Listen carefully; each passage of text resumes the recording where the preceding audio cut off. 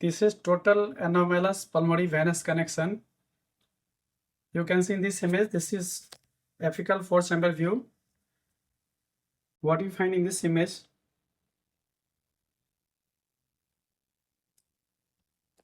This is right atrium, right ventricle, left atrium, left ventricle. And this is pulmonary venous confluence, that all pulmonary veins join together and that make pulmonary venous confluence, and that drains directly into the right atrium through the roof. You see here the roof communicating. This is here, this is communicating. You can see easily. This is the portion where it is communicating with the right atrium. So this is pulmonary venous confluence. No pulmonary vein is draining into left atrium.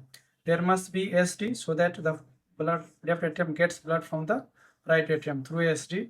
That will go in that flow that comes into left atrium will go into left ventricle. Then that will go into aorta. So left atrium has to get some blood that comes through ASD. Obviously, there must be some sort of ASD in this case. And this is pulmonary venous confluence that is draining into right atrium. Just see the image, how image looks.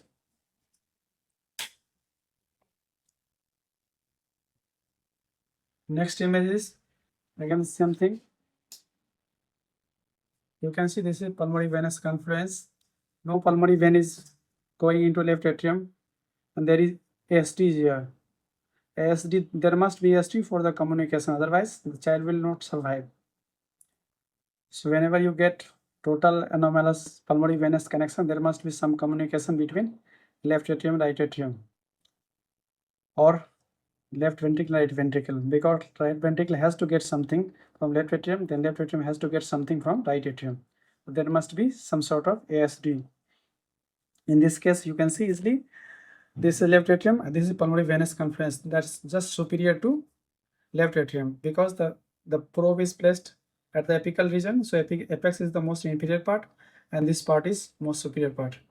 So this is pulmonary venous confluence, and pulmonary venous confluence getting all the blood, collecting all the blood from pulmonary veins, and then directly draining into the right atrium through its roof.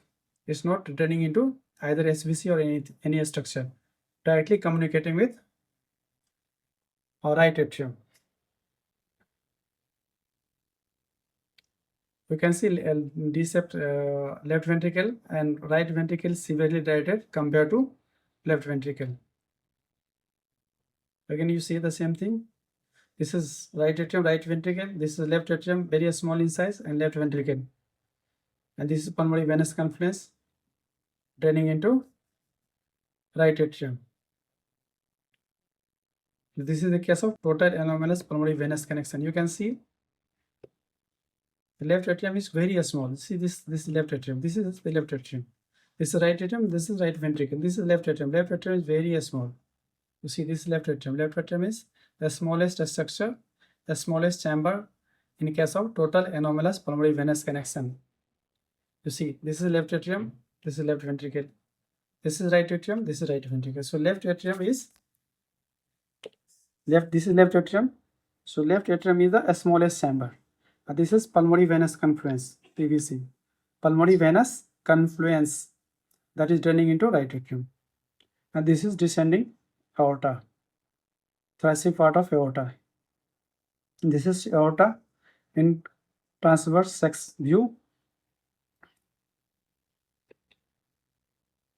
Thank you.